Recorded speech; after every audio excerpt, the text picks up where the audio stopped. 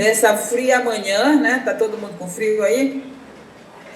Vamos ter uma reunião da CTSAM, prazer aí a todos. Bom dia, Cassiana. Nossos bom dias aos nossos... Oi, Rosiane. Oi, tô aqui.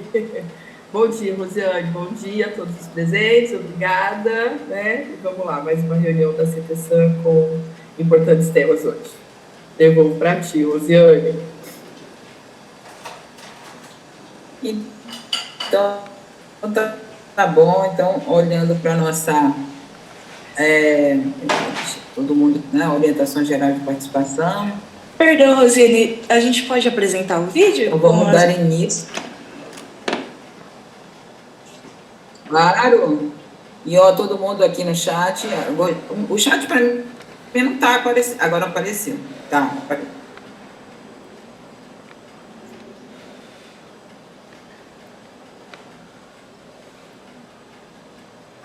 Vamos apresentar, então, o vídeo com as orientações. Estamos começando mais uma reunião. Utilize o chat para registrar sua presença, solicitar o uso da palavra ou fazer informes. Todas as mensagens ficarão registradas. Mantenha a câmera e o microfone desligados e só ative no momento em que a fala for cedida a você. Caso não queira sua imagem gravada, desative a sua câmera. E, para compartilhamento de tela, peça autorização aos moderadores. Agradecemos a colaboração e desejamos a todos uma boa reunião.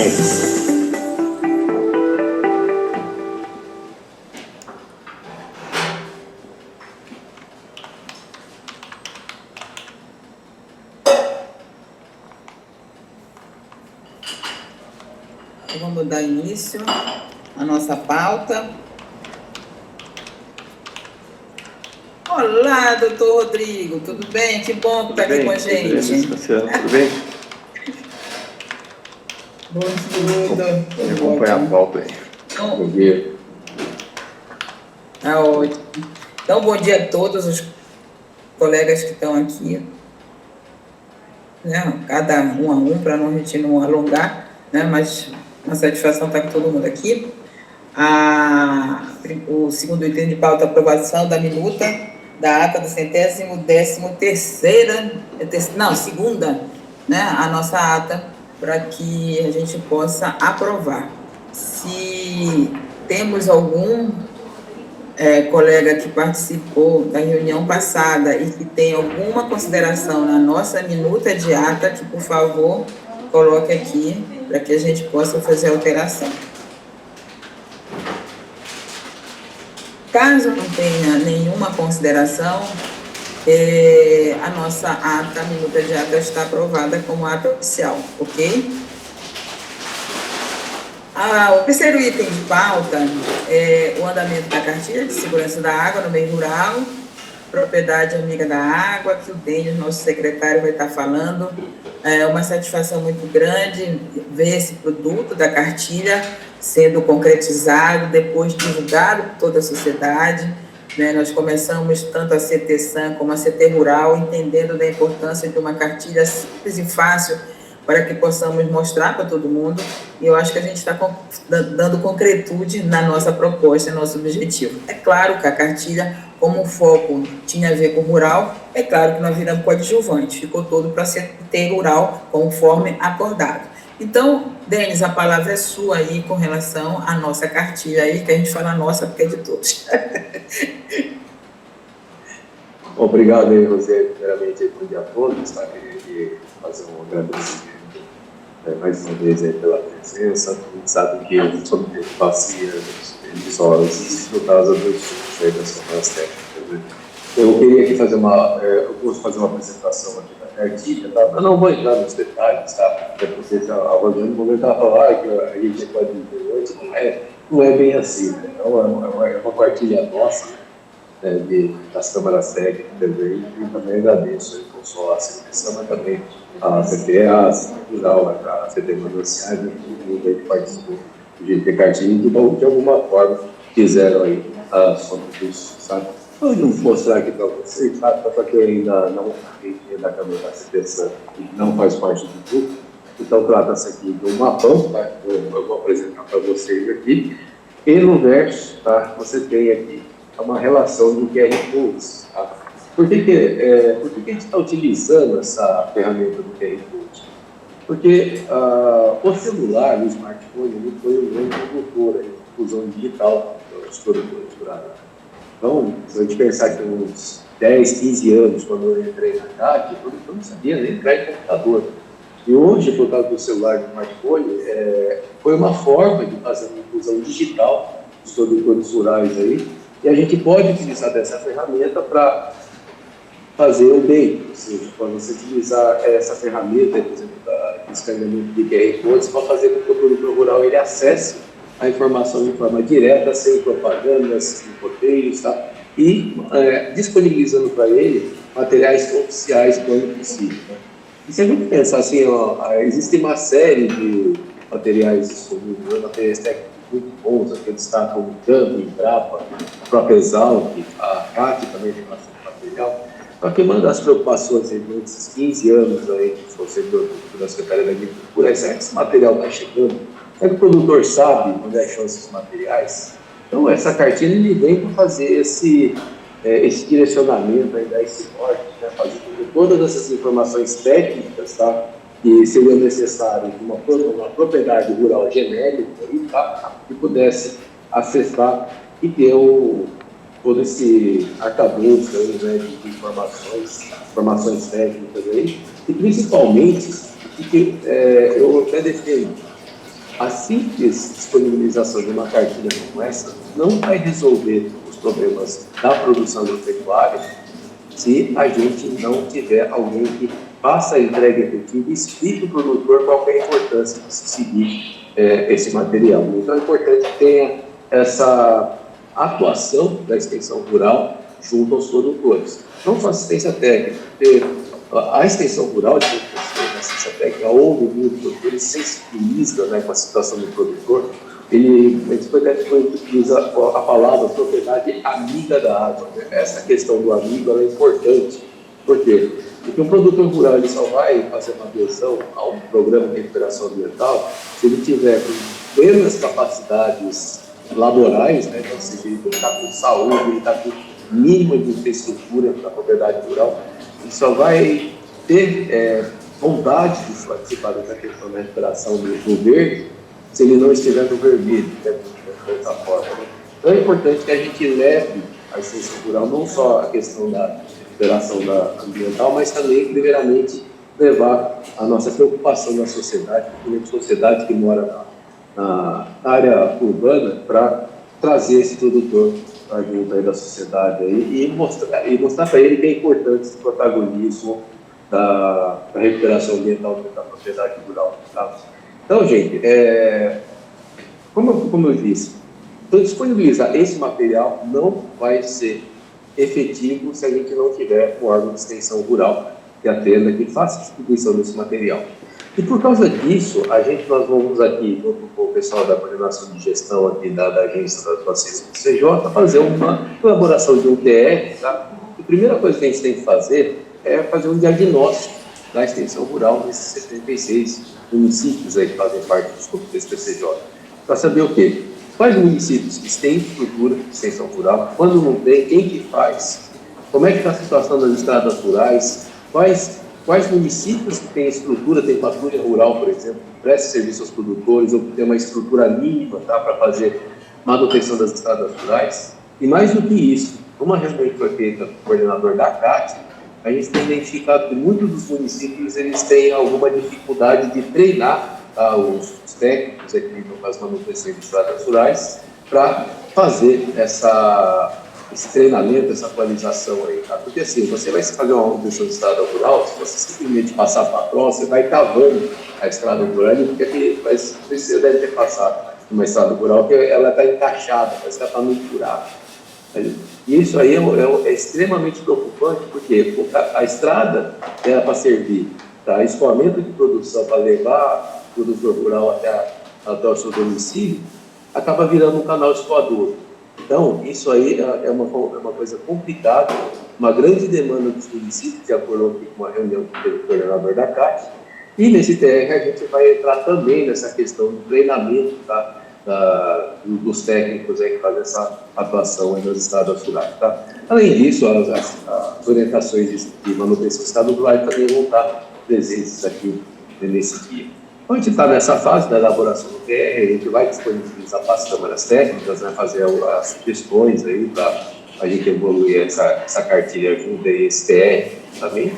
E aqui eu estou finalizando a apresentação, mostrando que uma vez que a gente tem agora uma cartilha pronta, a gente agora vai ter que fazer com que essa cartilha chegue inicialmente no município que tem uma boa estrutura de extensão rural, para que essa cartilha ela seja distribuída e orientada para esses produtores rurais. E os municípios que não tiverem essas estruturas aí, a gente precisa desse check-up, desse diagnóstico, tá? Para notificar essas municipalidades das deficiências que tem, para que ela busque soluções para atender os produtores. Tá? Então é isso.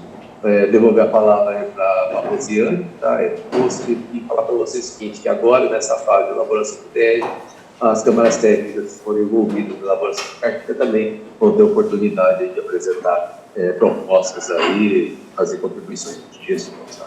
É isso. Obrigado, Rosiane. Volto a retornar a palavra. Obrigado, Denis. Alguém tem alguma consideração? Eu até fiz aí uma pergunta aqui no chat. O TR, Denis, tem alguma inclusão na questão do saneamento rural?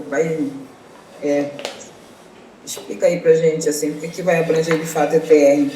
E eu entendi que depois ele vai passar para todas as câmaras, né? Vocês vão passar para a gente, não é isso? Opinar ou apenas dar ciência? Explica um pouco melhor para a gente isso. Doutor Rodrigo, se quer fazer alguma consideração também? Esse TR, ele vai fazer eu vou compartilhar uma tela aqui, deixa eu ver se eu vou pedir licença para o senhor. E a cartilha, Denis, ela está com um prazo aí para disponibilizar quando aí? Ou está dentro desse TR? Esse eu fiquei na cartilha, uma coisa, né? TR? Ele faz parte do TR, tá? Porque faz parte do TR, tá? Isso, porque na hora que a gente for fazer a capacitação, a gente precisa mostrar esse material de forma de capacitação, né? Tá certo. Deixa eu ver. Só vou compartilhar com você. Vocês estão conseguindo enxergar? Não. Ainda não está aparecendo para a gente. Tá, só um minutinho, deixa eu fechar aqui. Tá um monte de janela aberta.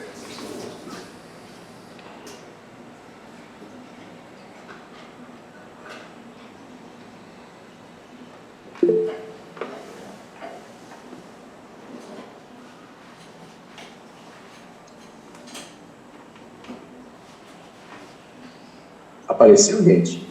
Sim. Tá em tela cheia, né? Não está em tela cheia.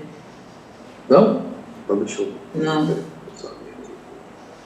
Só fazer uma operação aqui.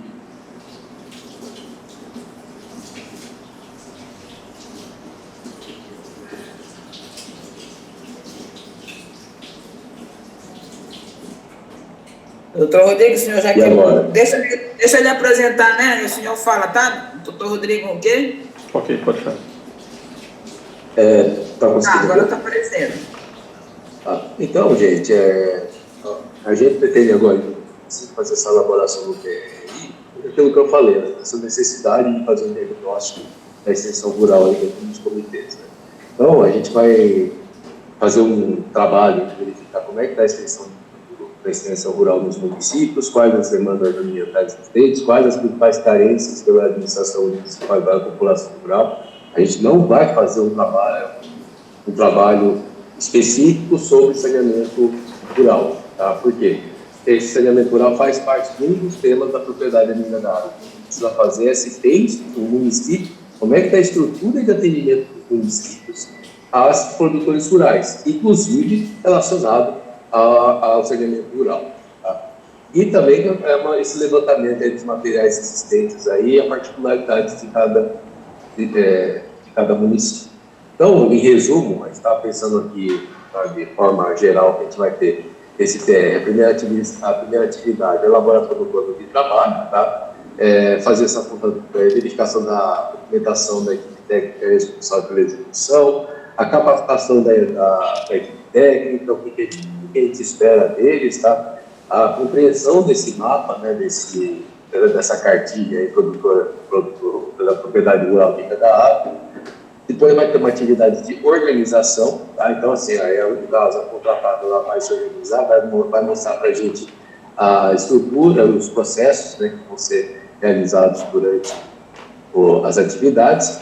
Aí na atividade 3 já começa a execução, né? Então a gente vai ter um mapeamento, um cadastro técnico aí de todos os municípios, aí, verificando o levantamento aí das questões relacionadas à extensão rural nos municípios, tá? Verificar quais as entidades que prestam esse serviço de extensão rural dentro de cada município. Então você pega lá Piracaia, por exemplo, você tem uma atuação forte da DNC, você vai em Rio Claro, você tem uma atuação forte da CAT, da Prefeitura, aqui em Piracicaba, da Prefeitura também, da CAT. Então, assim, tem lugares, por exemplo, que você não tem atuação da CAT, ou a atuação da CAT é feita por regional, porque não tem um técnico do quadro na Casa da Agricultura.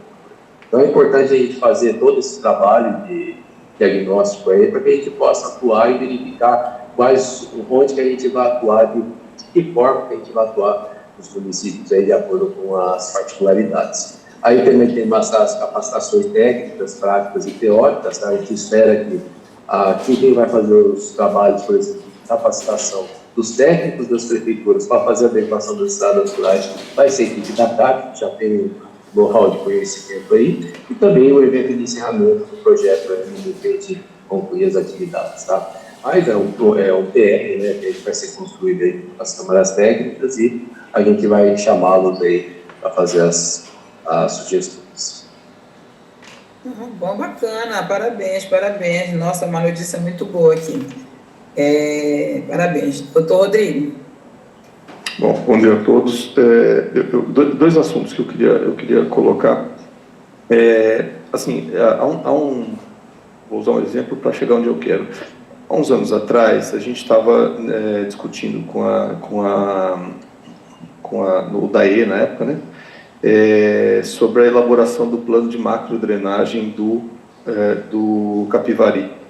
E na época nós tivemos reuniões com o superintendente do DAE sobre a questão de disponibilizar recursos e tudo mais, e eu me lembro que o DAE foi muito enfático em falar que esse aporte de recursos para os planos de macrodrenagem regionais da bacia do PCJ deveriam ser custeados pela agência PCJ e não pelo governo do estado de São Paulo, ou seja, não era obrigação do estado de São Paulo fazer isso. E aqui eu queria colocar um raciocínio um pouco inverso em relação a isso. Muitas das colocações que estão sendo colocadas no TR me parecem ser responsabilidade da CAT. Quer dizer, a CAT pela sua formatação,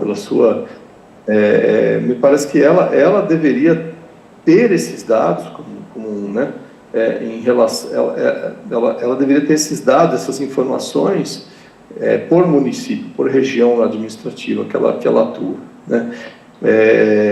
E aí eu faço o raciocínio inverso do que aconteceu com o DAI naquela época, quer dizer, por que nós, ou até que ponto, eu não estou aqui colocando para não fazer, estou colocando talvez a gente estabelecer limites, né? Qual é o limite que nós devemos gastar de recursos do PCJ para cumprir uma obrigação que é do Estado, né? Lá atrás o Estado falou para a gente assim, olha, essa obrigação tem que ser tirada com o recurso da cobrança da água e não o Estado fazer. E aqui eu vou fazer o raciocínio inverso, né? Então, por que nós agora vamos gastar um recurso do PCJ, né, sobre algo que a gente deveria talvez cobrar ou fazer uma gestão para isso? Pode ser que a gente chegue num ponto em que, assim, ok, parte das obrigações são da CAT, vão ser assumidas pela CAT, e uma parte não está da CAT, então o PCJ vai ter que, de alguma forma, bancar. Mas é só para a gente tomar o cuidado de não custear esse recurso total, né, quando tem uma obrigação do Estado para isso. Esse é o primeiro ponto. O outro ponto, só uma questão da segurança da água no meio rural, Só para colocar uma questão aqui, lá atrás, a Ana Lúcia acho que vai lembrar disso, quando a gente discutiu com aquele projeto de saneamento rural de Olambra, que a gente trabalhou lá em 2014, 2015, a gente teve algumas reuniões com a FUNASA na época, e a FUNASA, ela tinha um laboratório volante, né, móvel, né, um laboratório móvel de qualidade da água, em que ela era viável. Na época, era um laboratório que poderiam os municípios fazerem convênios para que esse laboratório, lembrando que a FUNASA trabalhava até 50 mil habitantes, então esse laboratório poderia dar suporte suporte de apoio, né, nos municípios para verificar a qualidade da água. E na época nós questionamos um pouco a FUNASA sobre a viabilidade de usar o laboratório móvel para fazer a avaliação de qualidade da água no meio rural, né? E na época foi sinalizado que era viável, nós pedimos para a Prefeitura de Olambra buscar esse convênio e várias coisas aconteceram, eu acho que isso não me recordo ter sido efetivado, tá? Mas é algo para se pensar nessa viabilidade. Acho que a Rosiane quer falar alguma coisa sobre esse assunto. Não, eu quero, mas não sei se primeiro é o Denis para responder com relação ao TR ou eu falo do laboratório. Posso já falar do laboratório? Tá, ok. Então, vamos lá. Com relação ao laboratório, realmente nós tivemos até uma experiência da CTSAN, dos 4 pilotos do Plano de Segurança da Água, que o laboratório móvel ficou um mês, né, percorrendo, e uma semana em cada município, e esse laboratório ficava sob a responsabilidade do Sistema de Abastecimento de Água.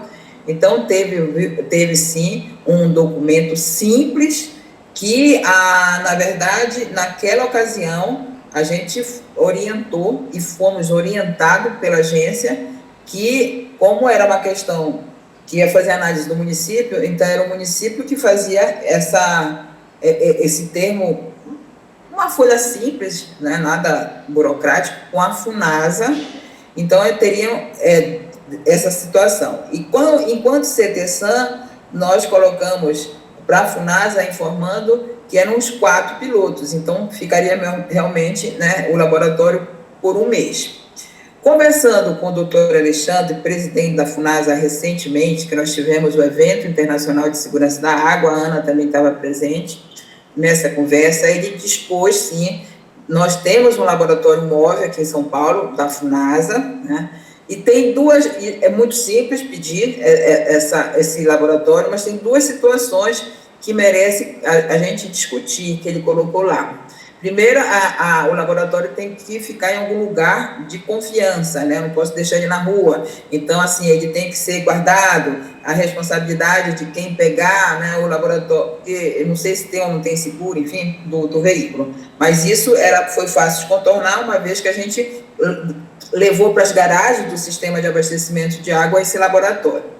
Agora, naquela ocasião, a FUNASA teve condição de trazer um técnico de laboratório para fazer essas análises e assinar, não né, esse laudo aí de orientação. E ele falou que a gente precisa discutir isso. Então, eu queria colocar, viu, Denis, essa questão, que assim, as 2 coisas que estavam faltando. O laboratório está disponível, mas era a questão de quais as análises, porque as análises têm a ver com reagentes. Que análise nós vamos fazer na propriedade rural? Quais são os parâmetros em função do reagente? E se a gente tem, né, condição de técnicos de laboratório, aí eu pensei até, eu vi o Cassiano no laboratório, que possa assinar esses laudos, porque essa é uma dificuldade da FUNASA real, né? O laudo tem que sair assinado por alguém, não pode ser sem assinatura. Então, essa é uma questão para discutir, tá, Denis? Mas o laboratório está disponível, o laboratório da FUNASA São Paulo, para essas questões. Eu acho que isso aí, não sei se a Ana quer complementar, né? Eu gostaria de complementar. Eu lembro também que toda a parte de manutenção do veículo fica por conta da prefeitura ou da agência. O tempo que o veículo ficar, furar pneu, queimar, não é responsabilidade da FUNASA. Pelo menos era assim. Teremos que ver agora, num novo formato, todas essas questões. Além do que você falou, do local onde ele vai ficar guardado em perfeita segurança. Mas eu acho que essas questões das análises, isso é muito importante. E análise, quem faz, quem assina, e que tipo de reagente existe, onde é que pode ser guardado, tudo isso é uma logística que tem que ser feita, né? Agora, a Olambra não fez, viu, doutor Rodrigo? Eu lembro que na época havia a disponibilidade do caminhão, mas todos esses problemas acho que acabou que se não foi utilizado. Que eu me lembro, não foram feitas análises das propriedades Olambra. Tá?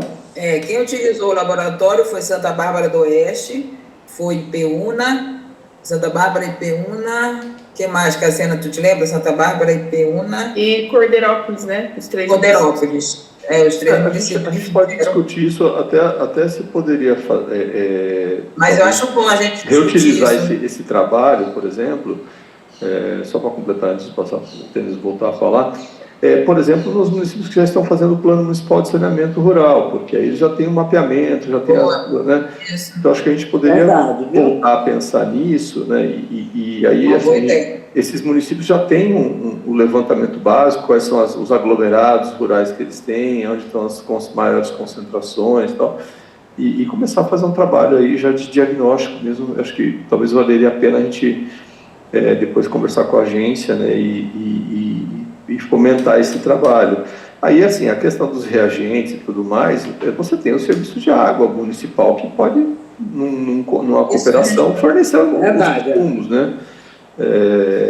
A questão do técnico, que precisa ver, porque hoje acho que todos os municípios têm um técnico também no setor de qualidade da água, que pode, naquele intervalo que ele faz a análise de qualidade da água do município, ele pode fazer da parte rural, né? Da parte, sai da área urbana e vai para a área rural.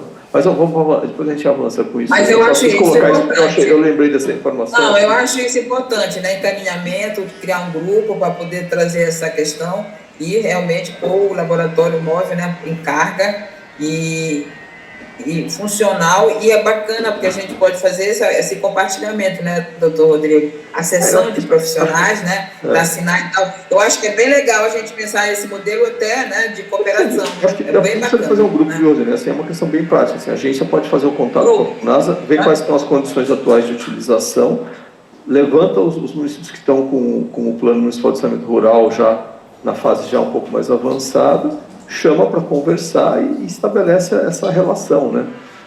Acho que é uma coisa bem prática. O que é importante, que a gente fez a nossa experiência lá, quando foi no plano de segurança da água, a gente sentou e listou as análises, né? Que análise que a gente quer fazer? Porque a gente não vai varrer a portaria, nem tem condição, né? Então, quais são as análises importantes que a gente entende que servem? Isso é importante a gente discutir, e a partir dali tem um reagente, a partir dali tem um profissional que vai assinar. É isso aí, tá? Denis. Sobre a questão aí das competências, né, da gente estar investindo dinheiro no PCJ em questões relacionadas a atividades que são competências da CATES, para todos os universidades, eu acho que não há nenhuma intenção nossa, né, de fazer o trabalho que a CATES vem fazendo aí, né. E na reunião que a gente teve lá com o coordenador da CATES, portanto, vocês vão conseguir. Tem aqui a questão da realização e a questão do apoio, né. A parte do apoio, a gente até conversou com o pessoal da CAT, eles aceitaram fazer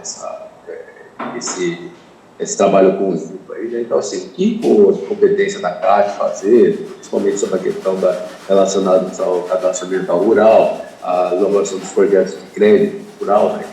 que é importante também. Então, da parte de assistência técnica, de extensão, onde tiver essa estrutura, a gente vai estar apoiando os municípios aí de forma conjunta. A nossa preocupação seria os municípios que não têm técnico da Casa de Cultura, né? Então, quando a gente pensa dessa forma, a gente tem que pensar que a extensão rural, desculpe se eu tiver equivocado, mas acho que é uma responsabilidade tanto municipal quanto do Estado, né? Então, assim, a gente, se você tem lá uma situação que o Estado não está conseguindo atender de forma plena, ou seja, tendo um técnico na Casa de Cultura, ou se o município muitas vezes não tem estrutura, o produtor vai ficar largado lá, né? Então, assim, acho que a gente vê que esse trabalho mais de uma forma de um provocador aí, né? E questões relacionadas aos estados rurais também são responsabilidades do município. Só que alguns municípios estão numa situação que se a gente não der esse fundo aí, né, essa provocação, mostrar que há necessidade dessa capacitação, mostrar que está disponível para fazer esses cursos, né, que é competência dela, esses cursos aí de treinamento aí do SEC para manutenção dos estados rurais. Então, a gente tentar fazer isso aí de uma forma mais não de fazer o trabalho que é dela, mas na forma de fazer essa provocação e estimular que tanto a CAT quanto os municípios façam o trabalho que elas vão pedir de competência. Tá? Eu estou pensando aqui, acho que inclusive, né, Denise, acho importante que às vezes o próprio levantamento pode funcionar como um dado de política pública para induzir os municípios a melhorar essa estrutura para o produtor rural. Exato. Então, assim, em nenhum momento, sabe, a gente até na hora de elaborar esse projeto, a gente até agradeço pela esse apontamento, a gente tem que tomar bastante cuidado, porque eu, como servidor público, a gente tem que tomar bastante cuidado aí para a gente não agir numa atribuição que é de outra comunidade. Denis, tudo bem? Doutor Rodrigo, se me permite só um comentário, eu não sei se vocês se lembram, ali mais ou menos em 2017, 2018, a professora Djanira adquiriu um laboratório dentro da Unesp. Não seria móvel, mas seria um laboratório financiado pelo PCJ. E depois de 3 ou 4 tentativas de licitação, todas elas foram vazias. Nem a própria Unesp veio captar o recurso para poder implantar esse laboratório. Acho que vocês se lembram disso, pelo menos os mais antigos. Então, assim, entendo que a ideia é importante, mas a gente precisa pensar nisso também, né? De ter a empresa capacitada para isso. Porque aqui a gente passou por isso, 3, 4 licitações, vazia, a própria Unesp, que tinha interesse, não veio para a licitação, né? Porque ia ser licitado. Então, é uma questão que tem que ser pensada também, quem vai fazer, porque a gente com recurso, elas e mesmo assim eles deram para trás. Bem lembrado. Nós realmente fizemos um esforço grande, né, Vanessa, para buscar, fizemos um TR, colocamos na rua, na praça, não teve um interessado, porque o critério que nós colocamos, né, todos eles, de alguma maneira, não atendia, né, alguém que não tivemos, né, nenhuma empresa, nem a Unesp estava com requisito.